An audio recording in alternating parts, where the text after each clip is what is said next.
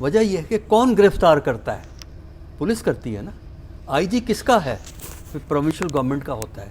یا تو آئی جی انڈیپینڈنٹ کام کر رہا ہے یا کسی اور اتھارٹی کے ساتھ مل کے کام کر رہا ہے. اگر وہ پروونشل گورنمنٹ کے تحت کام کر رہا ہے تو الٹیمیٹ رسپانسبلٹی چیف منسٹر اور کیبنٹ پہ آتی ہے، کیونکہ وہ ذمہ دار ہوتے ہیں کہ انتظامیہ فیئر اینڈ فری الیکشن کرائے.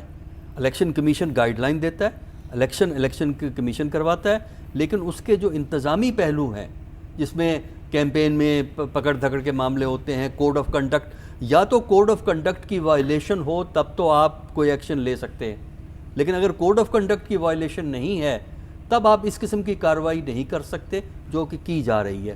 تو کیبنٹ اس چیز کی ذمہ داری لینے کو تیار ہی نہیں ہے. تو لہٰذا ہمیں نہیں معلوم یہ نظام کس طرح چل رہا ہے. کراچی میں بھی اسی قسم کا واقعہ ہوا ہے، یہاں لاہور میں بھی اسی قسم کا واقعہ ہوا ہے.